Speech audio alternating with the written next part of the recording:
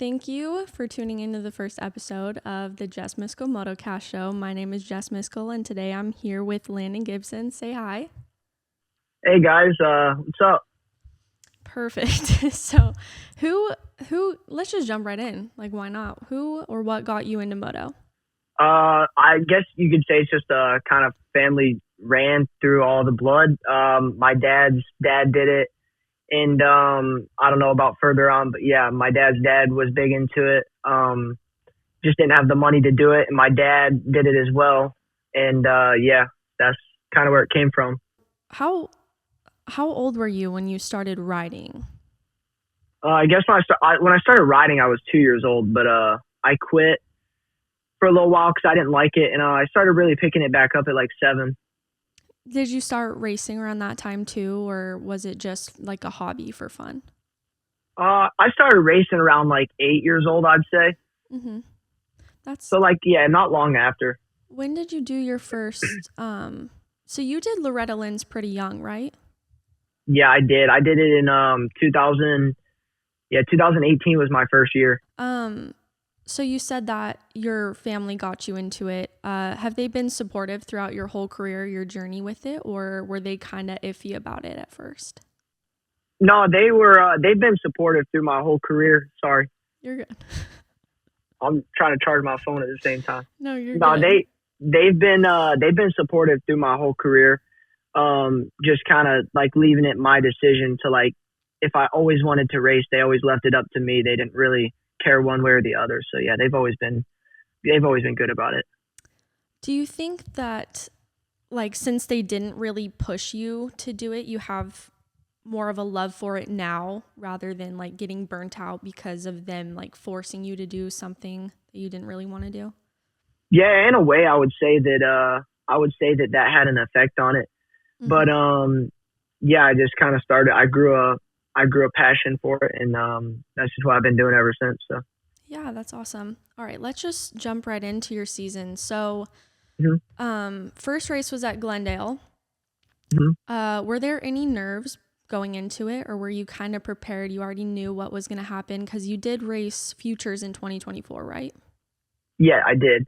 I guess there's always nerves going to the gate no matter what. Mm-hmm. But yeah, I was happy with the way I was riding and everything, and I felt like I had everything put together, but just didn't execute my starts and stuff the way I needed to, and just didn't do a few things right. But yeah, I mean, I would just say that was the biggest thing that held me back. So in that race, you were pretty steady, like 4th, 5th place. You had some good battles with Briggs and Alof, and then when Jeremy went down like halfway through the race and they had to red flag it, what was going through your head at that time, if you can remember? Yeah, I remember pretty well. I mean, I wasn't too stoked about it. So my mechanic was like trying to, like, I guess just reassure me, I guess you could say. He was just like you're good, you still have time, blah blah. And I was just like, I guess, angry about like how short of a time I had left, because we didn't really have that much longer left.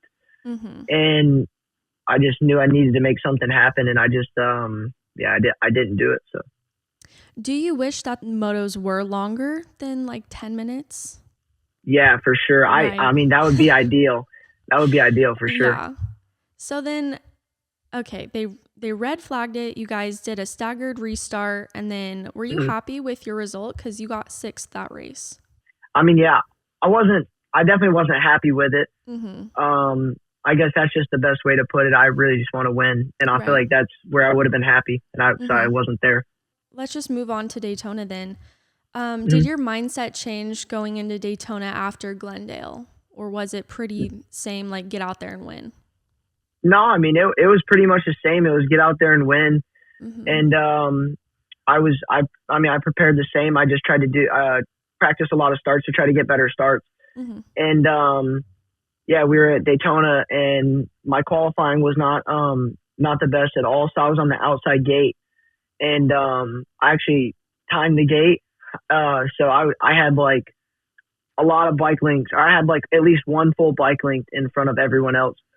And it was a right-hand corner.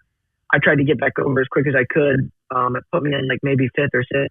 Mm-hmm. And then I went to, I think I was in third at one point, or maybe fourth, somewhere around there. If I can remember, it was around there. But yeah, I was getting pretty close to the front guys, and yeah, I just made a mistake in one of the rhythm sections. One of the ruts caught me sideways, and yeah, it crashed. So yes, it didn't end up. I don't even know what I got, to be honest.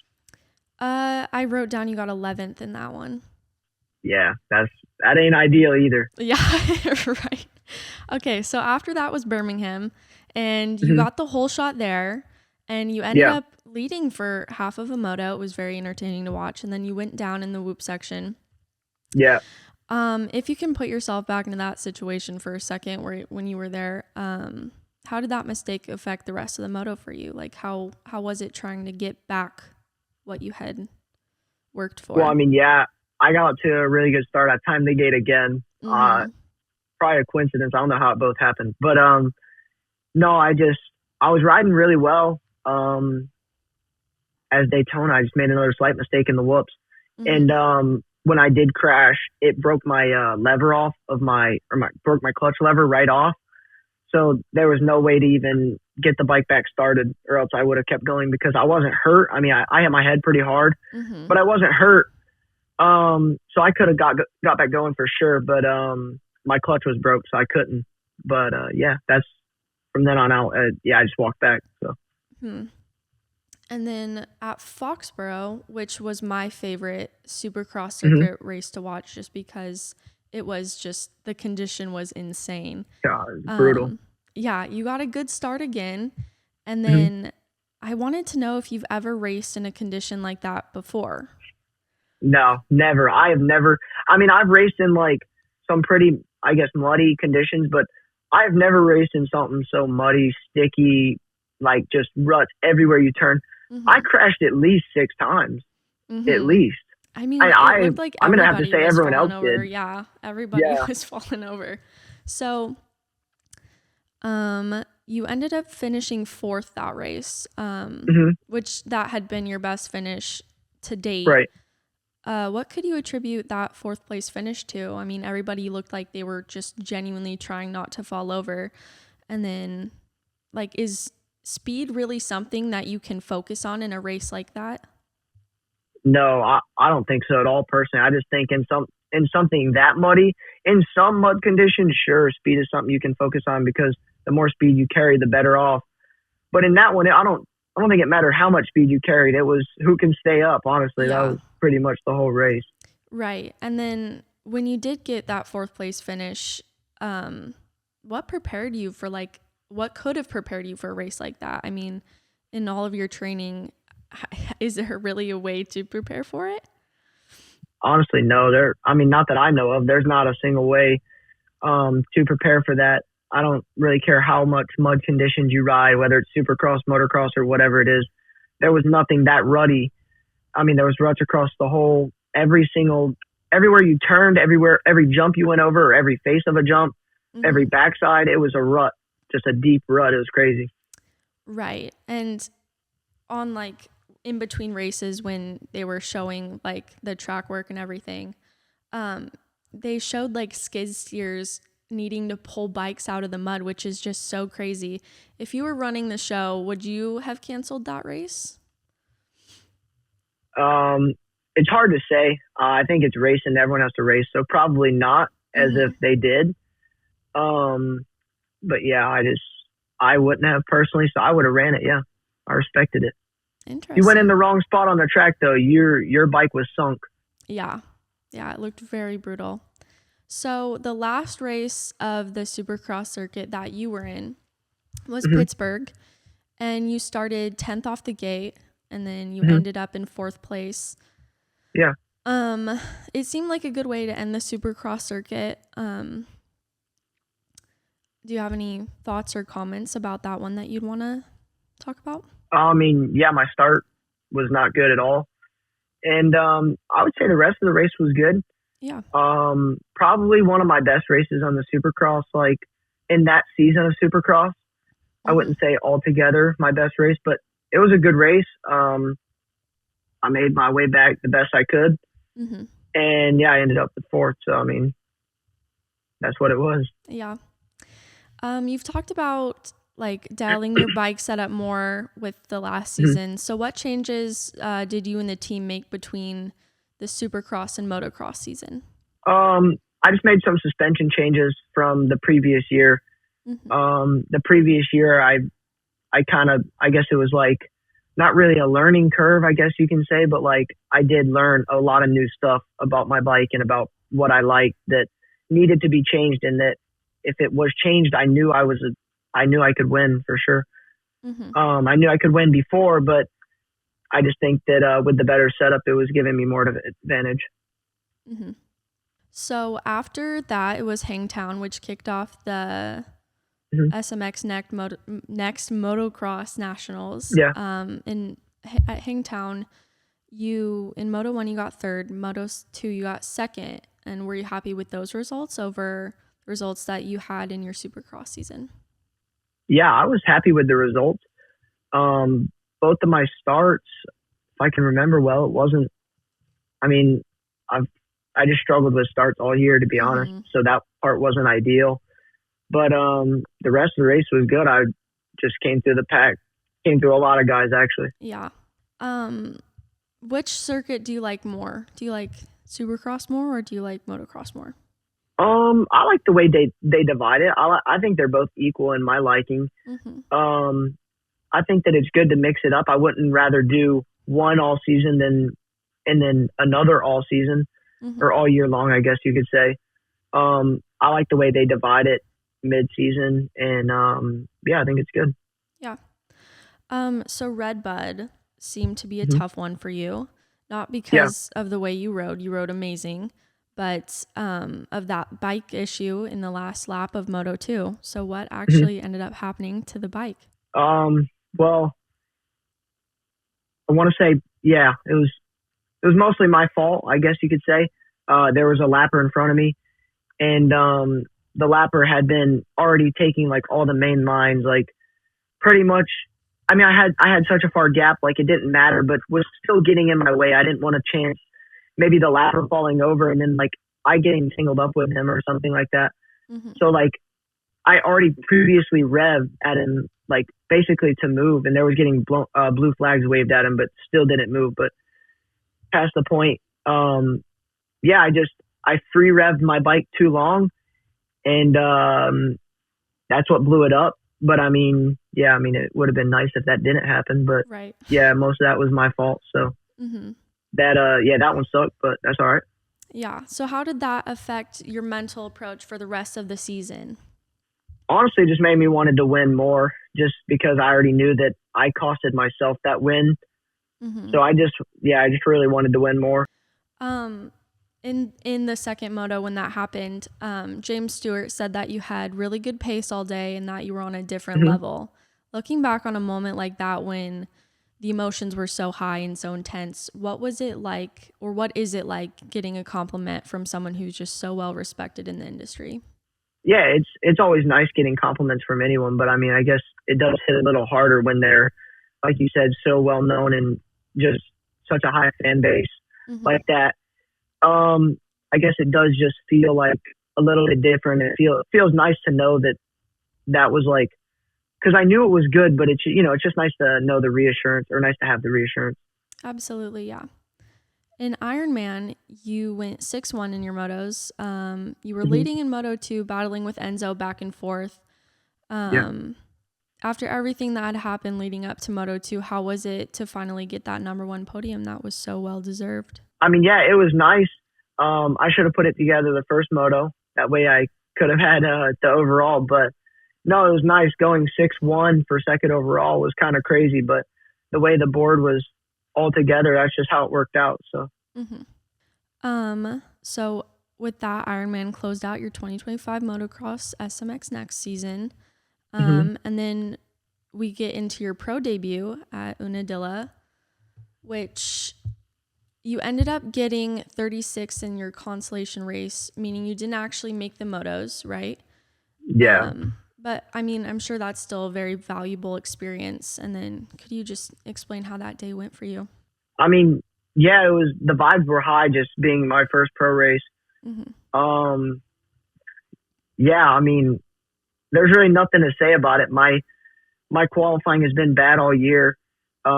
It's not hidden by no means, and every race you look at, my qualifying was bad. It's something that definitely is going to be fixed and that needed fixed all year. And I tried a bunch of different things that just weren't working for me.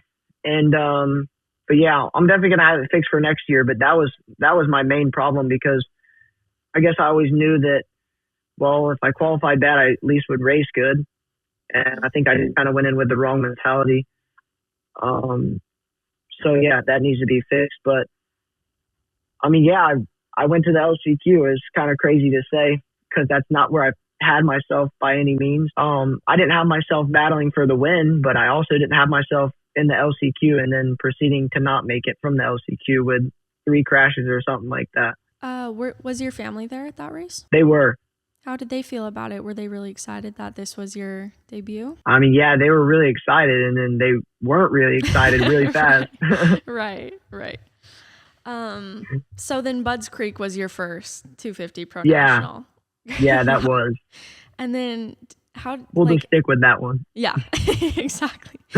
How did you feel after that weekend? Did you feel like accomplished, even though you may not have gotten like the results you necessarily wanted? I mean, what results were you expecting to get to? I was hoping to be just a top 12 overall. Mm-hmm. And I think it could have been done for sure. Just struggled my first moto with getting comfortable and just kind of not necessarily letting it hang out, but just getting comfortable with running that different speed that it takes to be in the pro rankings. Mm-hmm. And just all those guys are just on a different speed level. Mm-hmm. So the first moto I was like 20, maybe 21st, or I know I'm right in there. And then I wasn't too happy about it, so I knew I had to fix something for the second moto. Mm-hmm. So I tried to get a better start, and I did. I got a good start, and then I just kind of tried to latch on to some of the speed, and I rode top 10 for a while, which was good for me. Mm-hmm. I was happy with that, and then I towards the end I started to make a few mistakes. I got pushed off the track once by a guy, and pushed me back to 14th, and yeah, that's where I finished. So I think that a better first moto, and then that second moto I was happy with that. Mm-hmm. I think that it would have put me close to 12th overall. I know you can point out of amateur status racing pro nationals. How do you go about choosing what 250 nationals that you race in? Did you decide, or was it the team's choice, or did Nathan have any say in what you did? Yeah, I mean, Nate's the one that basically set it up, I guess you can say, mm-hmm. and just kind of told me that that's what I'm going to do. But we both agreed that those are the races that would be the best for me. Mm-hmm. And yeah, so that's what we did. That's great. So with that came the SMX playoffs. Concord was canceled due to the weather. Mm-hmm. How did you feel about that? Were you bummed out, or were you glad that you didn't have to race? Well, I mean, I struggled in qualifying once again. I struggled all day there, though, even in practice. Like, I just never really felt good. I don't know if it was, I don't really know I can't really point out one certain thing that it was. I just struggled. And then in qualifying, I took a pretty big crash and I was not able to race. So if they did race, I wasn't going to race anyways. Mm-hmm. So I was happy that they didn't race, right? Only because I couldn't have raced, but mm-hmm. if I could have raced, I would have probably wanted them to race it how it was. Was that your first time racing at a drag strip? No, I raced at the Vegas one the previous year. Okay, gotcha. 24, I raced it. The Las Vegas Motor Strip or something. Mm-hmm. I don't know the exact name for it, mm-hmm. but it was in Vegas. So those races had to be made up at St. Louis. On the Racer X online thing, it wasn't clear on what you placed on those two races. Do you remember what you got? Yeah, I think the first one I got 8th. Yeah, it was terrible. I mean, bad qualifying from the previous one because they took the qualifying, or actually no, we redid the qualifying. I think it was just I didn't qualify well. Something like I said I've been struggling with all year. Put me on the outside, like far outside of the gate. Bad start. Just wasn't riding myself, honestly. I feel like I had a few races in Supercross that I like rode really good and rode like myself, and then the SMX I didn't ride like myself, but all outdoor motocross I felt like I rode exactly like myself, like how I should have. Besides the qualifyings that could have been fixed, but otherwise I felt like that was good. But I got like 8th or something, and then we raced Saturday, which was for the regular St. Louis. That wasn't the makeup race. And I was outside gate again, and I was like, or actually no, I was not outside gate. I was no one picked this gate that was like, it was 2 over from the box of the left side. No one picked it because it had like few bumps outside of it, pretty big bumps. But on my sight lap, I was like, I didn't think that it would have been a problem, but I like held my front brake in and like kind of spun my rear tire to, I guess you can say, push through the bump, like that was in the start straight. And yeah, I got penalized like 2 positions or something for that. I can't remember what. I don't know if it was 1 position, 2 positions. I can't remember exactly what it was. But yeah, I won't be making that mistake again. But I got penalized for that. I think I got like 7th in the race or something. It was not good. All right, so that was your season. Do you have any plans on the upcoming season that you can share? I'm gonna race a few arena crosses, just for like, I guess, some gate drops before I go race futures this coming year. I mean, yeah, that's pretty much my only set plans that I have. Are you you're still on the team? You're still on Husqvarna for right now? Yep, still. I'll be on Husqvarna for next year as well. Your family goes to every single race, right? Yeah, they go to every single race that I go to. And then I also saw your girlfriend. She's super, super cute. What's it like having her at your races? Is she really supportive of you and your career? Yeah, I mean, it's nice having her there. Yeah, absolutely. You know, she always helps with the food and drinks and just stuff like that. And yeah, it's just an extra support. It's nice being there. I wanted to talk a little bit about the nationals again. What was your mindset going into those races, and how different did you expect the pace in the competition to be? I don't know. I kind of had the mentality that, like, I knew it was going to be fast, but I didn't think it was going to be like, I didn't think the guys were going to be like that kind of speed. I mean, I guess it was just like kind of an eye opener because the speed is not like that in the combines. It's not that pace. And I guess that's why they're pro and then the combine people aren't. But no, it's just a whole different pace. The guys race you different. It's just something different to get used to. But it's not hard to get used to, but it's definitely something different, and it takes time to learn. Yeah. Regardless of your results, how will you use these pro rides as a learning tool for your upcoming season? I think that using it best was just like really acknowledging like how much it means to get a really good start and just sprint those first few laps. I feel like that's a good takeaway from basically the 2 pro races that I did, and that what I see just on TV as well. Just getting a good start and yeah, just sprinting away from the pack. Your number is 723, right? For the pros, it is. What is the meaning behind the number?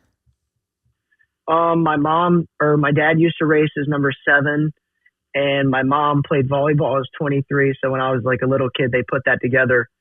Aww. And yeah, that's just what I put on one of my bikes. So that's nice. You just kept it?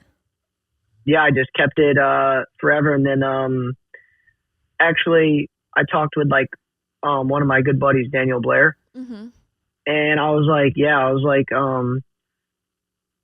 I should change my number soon. And he was like, yeah. He was like, that'd be great. He was like, it would look a lot better as a 2-digit number. And I was like, all right, well then I'll just go with 23 because that's what I like the best. So I like that one the best. It's what looked the best to me. Yeah. What is your long-term goal in Moto, and what does your future in the sport look like to you? My long-term goal would just be winning 250 and 450 championships. I mean, my future that I plan on doing is just being a professional athlete at it. Like I said, just making it pro and winning those championships would be huge. That's been my lifelong goal, so nothing changes. Some riders in the C class or even the B class could view your success in the industry as like making it. So what does like making it mean to you? I don't know. That's kind of hard to put it in perspective because I guess there's different levels of making it. You know what I'm saying? So like, I guess, yes, you can consider making it being on a profession or being on a, factory team and doing professional races. But to me, making it is being top 3 in either 250 or 450 championships. I feel like to me, that would be considered making it. And how do you feel being so young and like being, I mean, relatively close to the goal? I mean, yeah, it's really nice to know just because, I guess it's not nice to know, but it's nice to have that like support, just from the team and from everyone else. And just to kind of I don't really know the word for it. I guess I don't know the word for it. I guess just to be like you said, just started early and just keep growing. Yeah. When you look at riders who have gone through SMX Next or Futures and had success at the pro level, who do you really admire and try to emulate with style or like work ethic or race strategy in general? I mean, I think that from just success-wise, we can all agree that Egan would be one of the best ones. But there's a lot of guys that have been great that have come out of it. Cole Davies, Drew Adams. I don't really know. I can't pinpoint anyone else's name exactly currently, but yeah, I mean, I know that if I really thought about it, there's a few other dudes that have really, I guess you can, made it. Do any of those guys in specific that you just listed, do you take pointers from any of them or? I mean, yeah, I'm always trying to like learn different stuff from different people that are always in the top of the class.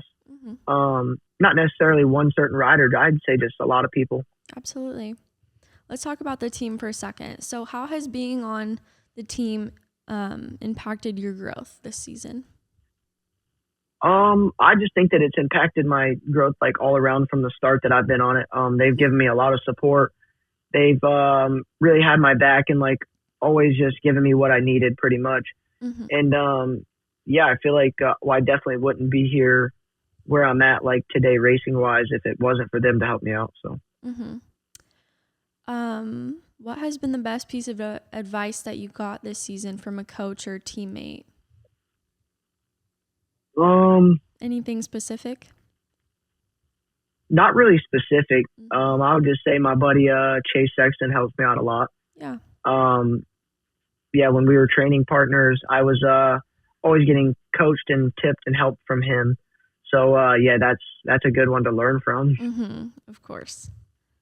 All right. So what has been the highlight of your season this year? I would say the highlight of my season would be Redbud.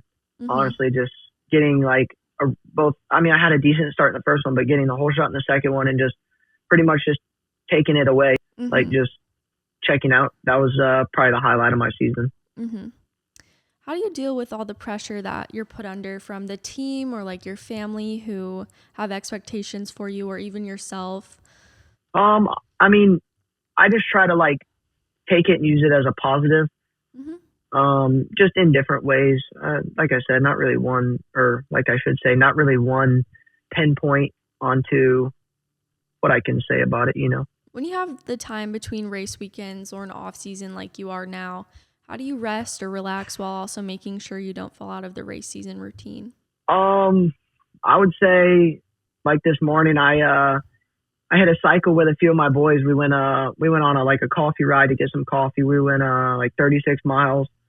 I would just say cycling, running, and hitting the gym. in the off season. That's big. And then just while you're off the bike, while you get your time off the bike. But yeah, I'm getting back on. So nice. Okay, so speaking of routines, what does a race day routine look like to you or your family? I mean, hydrating well, eating the proper. I mean, I guess not necessarily the proper foods, but making sure you're staying fueled with food. I mean, yeah, I would just say that's really the routine: warming up before you go to race, like stuff like that. Mm-hmm. Do you and your family travel together for all the races? Yeah, we do. We all go as a pack. Nice. Do you have Besides my little brother, actually. How many siblings do you have? I have one little brother. He's 8 years old. Does he race too? He does not. He plays soccer. That's guy. Still something. That's still something. You can have a pro motocross racer and a pro soccer player. Yeah, that's right. It's a lot of money. Okay. Do you have any race day superstitions? No, I don't. I try to not believe in that stuff, or I really don't believe in that stuff. Yeah. Yeah, no, I don't. If you could race any rider in history, who would you race? Any rider? Mm-hmm. I really don't know. I guess, I think it'd be fun to race Deegan, to be honest. Like, are you just talking like one-on-one, or like, are you just talking in a pack of people? Either. I mean, yeah, I feel like Hayden would be a good one. It'd be fun to see like you and Hayden do straight rhythm. That would be pretty cool. That would be pretty fun. If Moto didn't exist, what else would you probably be doing? I don't know. That's hard to say because I've never been good at any other sport that Really? I've tried. Like I've tried to play basketball, and when I was a kid, I was like 7, and I would just score on the wrong end of the team. I would score on the wrong side of the basketball court. I tried to do football. I got bullied in football camp. So, I quit that. I don't know. I can't really remember exactly, but I know I got bullied, and I told my mom I did not want to go back. So I didn't go back. But, I was not good at football either. I was not good at basketball. Mm-hmm. I don't know what else I would do. Maybe I would try to be good at golf. That's my next favorite thing to do. I was gonna ask if you were any good at golf. I'm okay. I mean, I guess you could say I'm a little above average. I'm in the 90s, so nice. I'm not great, but I'm all right. I'm not as good as my buddy Casey Cochran. He's really good. But that's who I played with him today. So nice. Do you play with those? Do you play with him often, or do you like? Who's your normal? Yeah, group? Me and Casey are like we're training partners, so I hang out with him like almost every day of the week. Yeah, I would say that's probably like my main friend. Do you guys ever bicker like siblings? Not really, no. I mean, it's difficult being with someone every day, no? All the time? I mean, it can be, but not really. I don't know. Me and Casey are pretty tight. What would your opening ceremony song be? Or like, give me a top 3.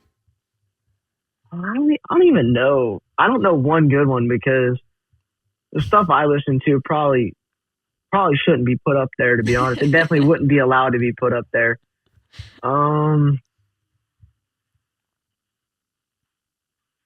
I wish I could tell you. I really don't know. That's fine. Yeah, that's a tough one for me. Yeah, absolutely. I get it. What's been the biggest sacrifice that you've had to make for your racing career? The biggest sacrifice. I don't really know if I can pinpoint exact one. I mean, maybe the only thing I could think of is moving to Florida from Georgia, which was away from like I guess all my family lives in Georgia besides me and my parents. But I mean, I guess, moving away would be the biggest sacrifice that we had to take, really. I think. I don't know. Do you guys have any, or do you have any notable memories over the years from racing that you just you think are interesting? I mean, yeah, I guess the biggest notable memory is like, or the biggest ones is probably me winning Loretta's in 2019, which was like probably my biggest win as like a kid. Definitely my biggest win as a kid, and I was like super stoked. Me and all my family were like really excited about it. And probably my second one, top three probably Red Bud. I mean, even though I didn't win the overall, but it was headed in that direction. I was one lap away, but I mean, yeah, I would say Red Bud was one, and St. Louis of 2024, I got second. And I was like, that was my second Futures. So yeah, I was pretty excited about that. Yeah, that's really impressive. Speaking of Loretta's, in 2022, you went 188. You went 1 in one class and 88 in another. What happened? 80. Wait, what did I get? In 85cc 1012 limited, you got first, and then in 85cc 1012, you got 88th. Oh yeah, that was because the first race of the mod class, I was in the lead, and my bike like started to give out, and yeah, it just blew up. What was that like, being that young and having something like that happen?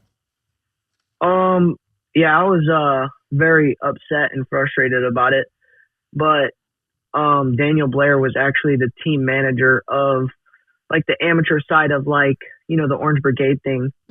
And I guess that was really the main reason on why I got like my ride he had like a list of guys coming into Loretta's that year, and he was like, and he really like watched me, and he had me on like the top of his list to watch whatnot.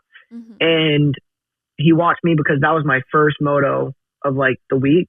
And then like he watched, I guess you can say the way I handled it is what he claimed.